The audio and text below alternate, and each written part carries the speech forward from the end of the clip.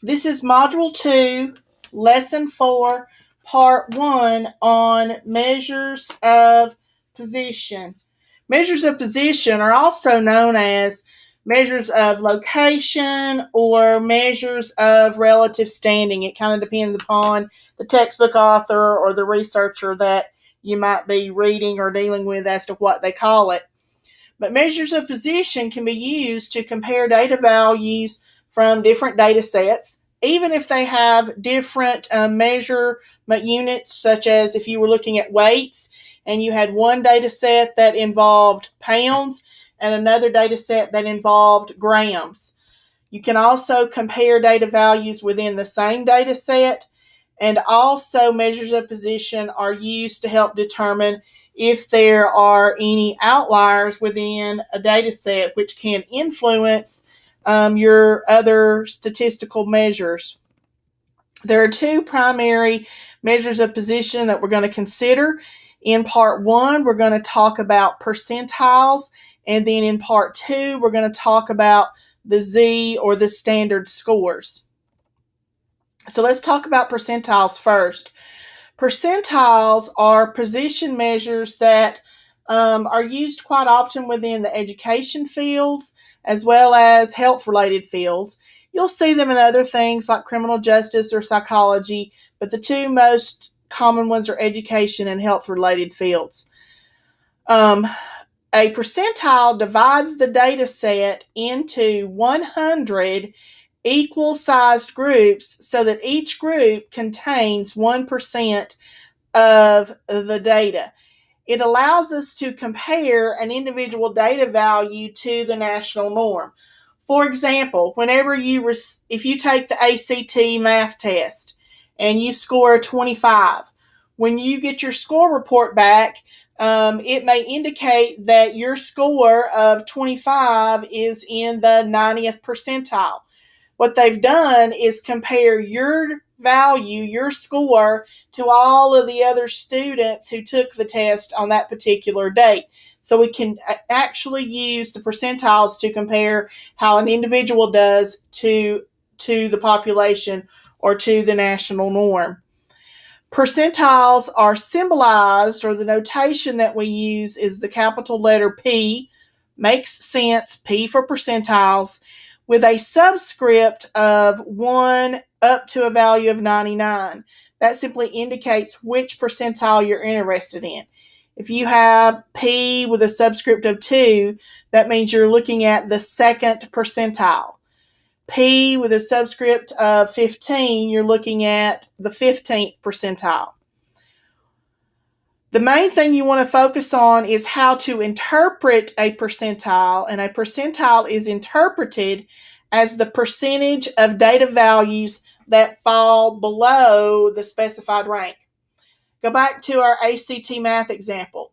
If your score of 25 is in the 90th percentile, that means that 90% of all the people who took the test scored below 25, which is really good because that means you scored reasonably high in comparison to the other folks who took the test. One of the challenges, though, with percentiles is that there's a variety of formulas that can be used to actually calculate it, and a lot of times it depends on the researcher, depends on the author of the textbook, or other things like the nature of the distribution. Is it bell-shaped? Is it skewed? And so forth. So we're not going to get too caught up in all those different formulas. We are going to focus on the interpretation, but we're going to look more specifically at a special type of percentile called a quartile. A quartile is a value or a number that separate the data into quarters so that each piece or each division has 25% of the data values. Now, your quartile, as well as your percentiles, may or may not be an original data value. It's okay if it's not. I've listed here how to interpret each of those, but I want to see if I can also sketch you kind of a diagram of what you're looking at when you're thinking about percentiles, what we're doing. You would have your data, and we would put them in order from the minimum up to the maximum. And then we're going to divide that data into 4 separate groups. So between the minimum and that first tick mark that would be quartile 1, and that grouping contains 25% of the data. Between the first tick mark and the second tick mark, which is the median or the second quartile, there is an additional 25%. Between the median and the third tick mark, which is quartile 3, you have a third 25%. Then finally, between Q3 and the maximum, you have the final 25%, or a total of 100%. So it's sort of like a number line, and you've divided it up into 4 equal parts. The interpretation would be for quartile 1, 25% of the data falls below quartile 1, while 75% above.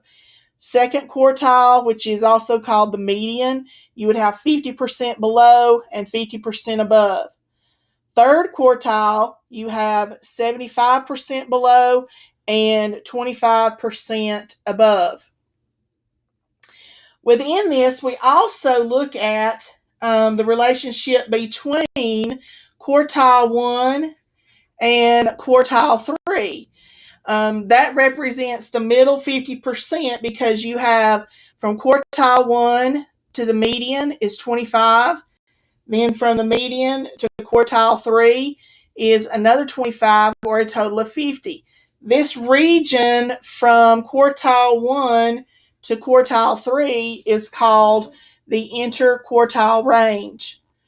And it represents the spread of the middle 50% of the data. And the interquartile range is used to help us to determine potential outliers. The formula for calculating the interquartile range, which is abbreviated IQR, is quartile 3 minus quartile 1.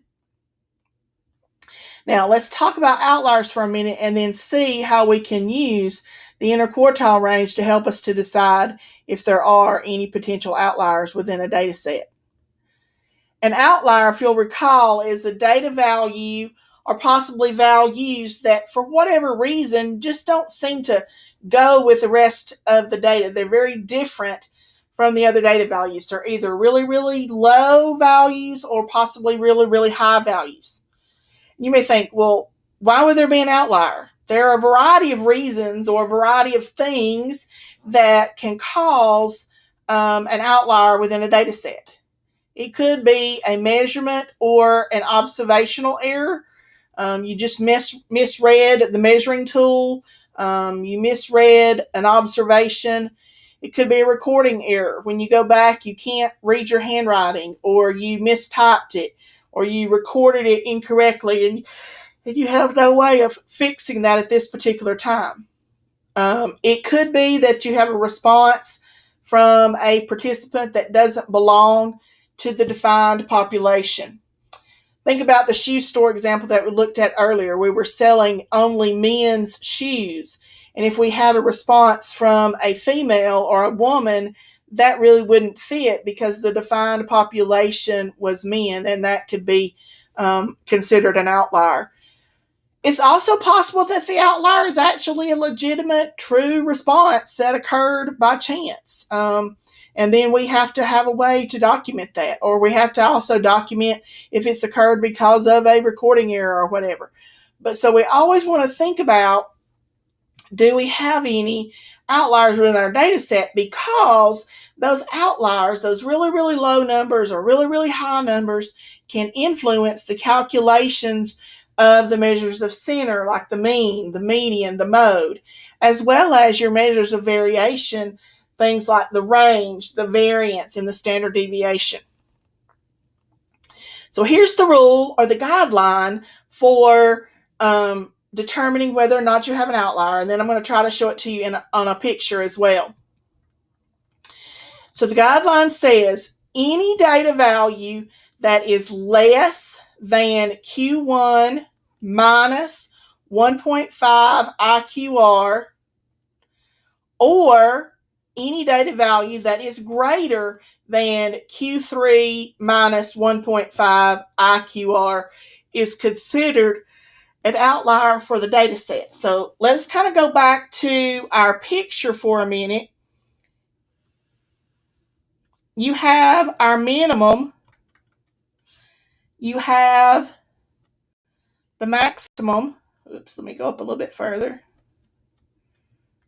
Okay, and then we have it divided into our 4 pieces. And remember, each piece has 25%. This is Q1. Whoops, sorry. Let me see if I can erase that. Okay, got it in the wrong place. Let's see if we can erase it. Okay, here's Q1. So let me go back to my pen. Okay, so here is Q1. And then over here is Q3. And our calculations tell us we're going to go Q1 minus 1.5 times the IQR. So when I do that, it's like I'm going from this point over here and I'm creating a fence. At this point, here is Q1. Excuse me, bounced off on me. Is Q1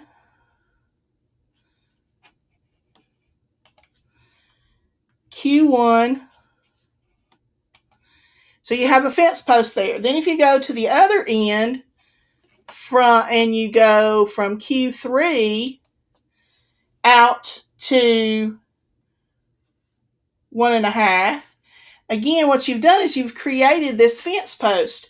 So what we find is anything that is beyond this point here, anything that is outside of my range that I've created, or my fence post that I've created, is going to be an outlier. Okay, so anything outside these blue lines would be considered an outlier. We're going to see in the next video how we can create a graph called a box plot, and a box plot will also help us to see those outliers. But the main thing is to remember this formula. Okay, anything less than Q1 minus 1.5 IQR, or anything bigger than Q3 minus 1.5 IQR is going to be greater, is going to be considered an outlier.